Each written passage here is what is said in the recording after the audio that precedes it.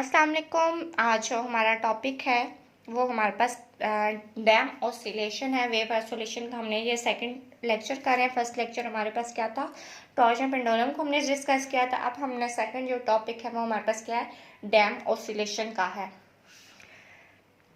In many real system non conservative force such as friction retard the motion. जो many real system के अंदर क्या होती है, नॉन कंजर्वेटिव फोर्स भी होती हैं, ठीक हो गया। Such as friction retard the motion. Consequently, the mechanical energy of the system diminishes in time and the motion is said to be a dam. क्या होता है, the mechanical energy of the system damage कर देते हैं in time, means खत्म हो जाते हैं टाइम, विद इन टाइम के अंदर, passage of the time, and the motion is said to be a damped. इस मोशन का हम क्या कहते हैं, डैम।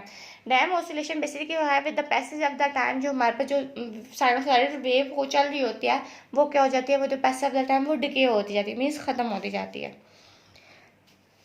ये हमारे पास एक फिगर है, ये हमने अटैच किया हुआ है स्प्रिंग को किसी भी स्पोर्टिव बॉल के साथ या किसी भी साथ, और उसके साथ हमने एक दूसरे एंड के अंदर हमने मैस अटैच किया, और मैस को हमने एक बीकर के अंदर रखा हुआ, और जो बीकर के अंदर है वहाँ पे हमने क्या रखा हुआ, विस्कोस लिक्विड है। क्योंकि हम डैम ऑसिलेशन के अंदर फ्रिक्शन की बात करेंगे या हम नॉन कंजर्वेटिव फोर्सेस की बात करें, या तो हम फ्रिक्शन हो रहा होगा या हमारे पास में रिटार्ड, मोशन के अंदर रिटार्ड हो गया, मीन्स के जो मोशन कर रहे होगा स्प्रिंग, जो टू एंड फ्रो मोशन करे उसके दरमियान फ्रिक्शन पैदा हो रही होगी, ठीक हो गया, इस विस्कोस लिक्विड की वजह से। In figure depends on such system an object attach to a spring and submerge in viscous liquid. Same जो मैंने आपको बताया वही है, ठीक हो गया। एक हमारे पास जो इस स्प्रिंग के साथ जब हम टू एंड फ्रो मोशन करेंगे, एक हमारे पास कौन सी फोर्स होगी, एफ इजिकल टू माइनस के एक्स, रिस्टोरिंग फोर्स आ जाएगी। सेकंड, जो हमने विस्कोस लिक्विड के साथ रखे फ्रिक्शन या रिटार्ड इन मोशन कहते हैं, तो हमारे पास दूसरी फोर्स होगी F equal to minus B we X. इन दोनों फोर्सेस को हमने ऐड करके summation F X equal to minus F K x minus B we X लिख दिए। और आपको न्यूटन सेकंड लॉ पता है, एम ए होता है, f equal to m a हो गया, इजिकल टू माइनस के x minus B we x हो गया। और where b is a constant called a damping coefficient. Constant है बी, हमारे पास क्या कांस्टेंट है, और क्या ए भी हमारे पास स्प्रिंग कांस्टेंट है, ये हमारे पास क्या डैम्पिंग कोफिशिएंट है। एम ए की हमने चेंज कर दिया, ए को हमने क्या, M equal to D square X over D T square equal to minus के x minus B we x हो गया। एम को हम दूसरी साइड पर डिवाइड कर देंगे तो हमारे पास क्या है, D square over X over D T square आ जाएगा, equal to minus K over M X minus B over M V X आ जाएगा। ये हमारे पास इक्वेशन नंबर 1 हो जाएगी। जस्ट हमने सिंपल इस वाली इक्वेशन में से हमने क्या कर दिया, एम को हमने इधर डिवाइड कर दिया। अब ये हमारे पास जो इक्वेशन नंबर 1 आ गया, इसका जो सोल्यूशन है वो क्या होगा, वो हमारे पास ये होगा, x is equal to a e की power minus B over 2 m t cos bracket omega t plus phi. ये हमारे पास इसका क्वेश्चन नंबर 1 का सोल्यूशन है, ठीक हो गया। वे अब इसके हम इस सिस्टम की हम क्या एंगुलर फ्रीक्वेंसी की बात करेंगे, एंगुलर फ्रीक्वेंसी ऑफ ऑसिलेशन क्या होगी वो हम लिखेंगे, omega is equal to under root के over M minus B over 2 M का होल स्क्वायर। ये हमारे पास क्या है, इसकी एंगुलर फ्रीक्वेंसी है। और आपने ये देख रहे हैं ये के ओवर एम क्या है, omega is equal to under root के ओवर एम होता है, तो यहाँ पर जस्ट के ओवर एम है, तो ओमेगा नॉट का क्या हम कर दें, ओमेगा नॉट का स्क्वायर हो जाएगा, माइनस बी ओवर 2 एम का होल स्क्वायर हो गया, और ये हमारे पास अंडर रूट आ गया। Omega naught is equal to के over M angular frequency in the absence of retard force.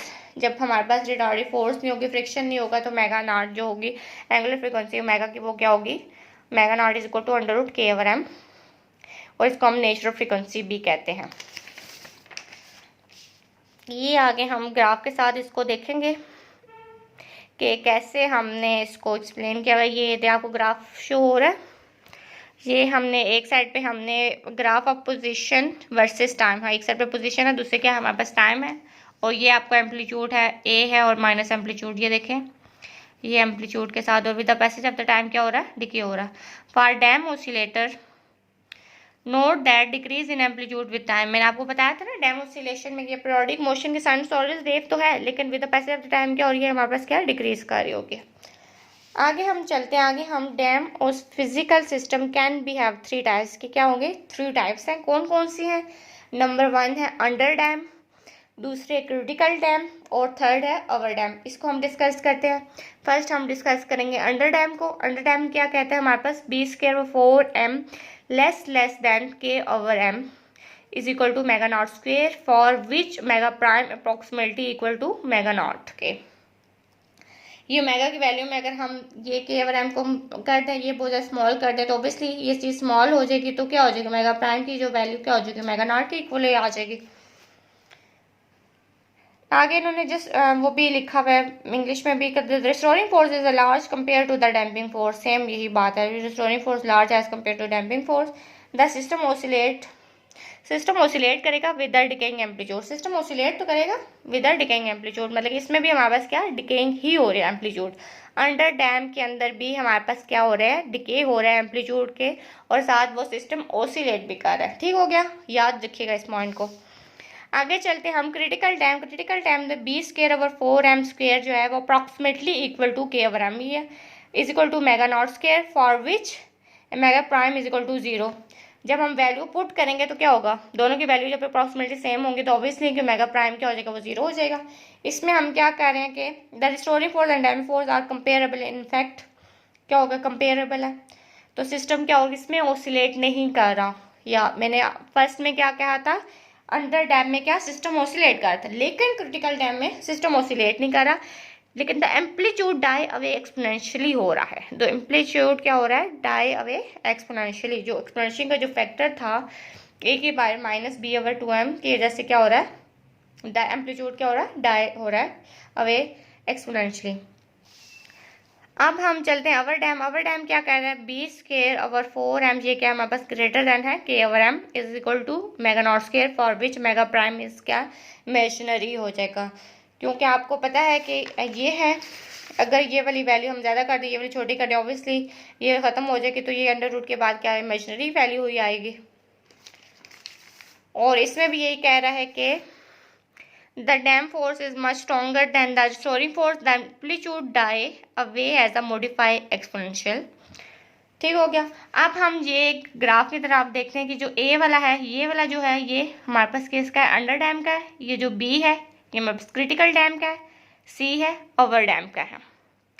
ठीक हो, अब ये देखें, आप खुद देख लें, ये में है क्या हो रही है, हमारे पास ऑसिलेट कर रहा है, बी और सी के अंदर ऑसिलेशन नहीं है। यहाँ नीचे लिखा हुआ भी है, for critical damped and over damped oscillator there is no periodic motion. Critical damped के अंदर और ओवर डैम के ऑसिलेटर के अंदर there is no periodic motion. आपको ग्राफ में बेसिकली नजर आ रहा है कि इसके अंदर क्या हमारे पास कोई भी पीरियोडिक मोशन है, सिर्फ अंडर डैम के अंदर हो रही है। And then angular frequency omega has a different meanings, और इसके अंदर मैं क्या हो रही है कि डिफरेंट मीनिंग्स होंगे ओमेगा की वैल्यू के। टॉपिक हमारा यहाँ पे एंड होता है। आपको समझ आ गया होगा, आपने यहाँ पे डैम ऑसिलेशन की हमने डेरिवेटिव थोड़ी सी की है और हमने इसको एक्सप्लेन किया हुआ है, और हम जो इसके टाइप्स हैं डैम, ओवर डैम और हमारे पास अंडर डैम है, क्रिटिकल डैम, ओवर डैम को हमने मैथमेटिकली तरीके से भी देखा है कि उसकी हमने कंडीशन अप्लाई करेंगे तो वो कैसे इमेजिनरी होगा, कैसे वो approximately equal to just omega की जो हमने वैल्यू लिखी है, जो अंडर डैम वाली, जो डैम में हमने ओमेगा की वैल्यू लिखी है under root omega naught square minus B over 2m का होल स्क्वायर, वहाँ पे जस्ट हमने वो कंडीशन अप्लाई करेंगे। ऑब्वियसली आपको पता चल जाएगा कहाँ पे ओमेगा प्राइम जो है वो हमारे पास इमेजिनरी बन रहा है, कहाँ पे 0 बन रहा है, और कहाँ पे हमारे पास कोई भी इसकी मेगा नॉट की वैल्यू आ रही है, हम देख सकते जो भी आ रहा है वो वहाँ से आपको इजीली पता चल जाएगा। होपफुली आप लोगों का ये वाला लेक्चर आपका आज का समझ आ गया होगा। फिर भी कोई कन्फ्यूजन होगी तो आप प्लीज़ मुझे बता दीजिएगा कमेंट सेक्शन में। और सेकंड, आप जो मेरे क्लास वाले स्टूडेंट्स हैं वो मुझे व्हाट्सएप ग्रुप के अंदर मुझे बता देंगे कि आपको मैडम यहाँ से हमें नहीं समझ आया, तो मैं आपको अगेन एक्सप्लेन कर दूँगी वो वाला पॉइंट। ओके, अल्लाह हाफिज़।